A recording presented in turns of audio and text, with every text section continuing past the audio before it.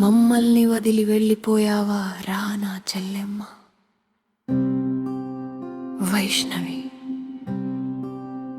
శృతి, త్రినయని, మీ ఆత్మలకు శాంతి కలగాలి. కానీ మీ మరణం ఇంకొక ఆడపిల్ల మరణానికి ముగింపు కావాలి. ఇకనైనా మేలకొనండి, చావద్దు, పోరాడండి.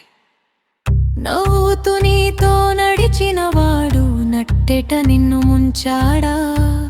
7 అడుగుల బంధం అంటూ ఎడారిలో నిన్ను కలిపడా? కడుపున పెరుగుతున్న కందును కూడా చూడక చంపే మనసుందా? మృగం కంటే ఘోరం వీడు, మనిషి రూపంలో రాక్షసుడా? ఓ వైష్ణవి, ఓ శృతి, ఓ త్రినయని, ఎందరో బిడ్డలు ఈ మృగాల చేతిలో బలైపోవాలి. మేల్కొనండి చెల్లెమ్మ, మొగుడి చేతిలో బలి కావద్దు. అబలవు కాదని చాటి చెప్పి అగ్ని పర్వతంలా ఎదిరించు. మొగుని కంటే ఏ రంగంలో ఆడది తక్కువ కాదురా.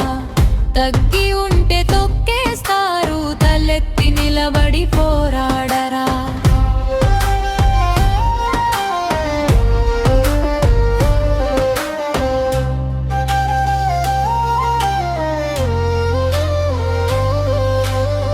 ఒకరి ప్రాణం తీసిన వాడికి శిక్షలు వేస్తూ కూర్చుందామా? వేరే దేశాల చట్టంలాగా ఎన్కౌంటర్ ఇక్కడ చేయలేమా? చట్టం తన పని తాను చేసే లోపు ఇంకో ప్రాణం పోతుంటే కాల్చి పారేయాలి మృగాలను. ఆడబిడ్డ జోలికి వస్తుంటే ఒక ఇంటి దీపం మారిపోతే ఆ తండ్రి వేరన తెలుసా నీకు? నీ కన్న కూతురికి జరిగితే ఈ నరకం తెలుస్తుందిరా నీకు. ధైర్యం నీ ఆయుధం కావాలి, ఎదిరించడం నీ లక్ష్యం కావాలి. భరించడం అంటే చావే చెల్లి, తిరగబడటమే నీ గెలుపు కావాలి. ఒక్కసారి ఆలోచించు, నీ కుటుంబం కోసమే బ్రతుకు. వాడు చంపక ముందే వాడి పీచమణచి బ్రతుకు.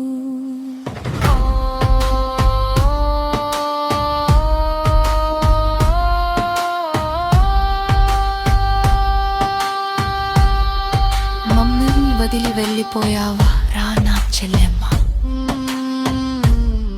వైష్ణవి, నీ ఆత్మకు శాంతి కలగాలి.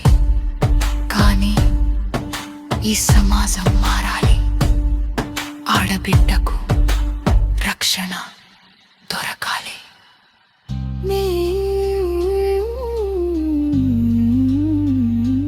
మేల్కొనండి, మేల్కొనండి.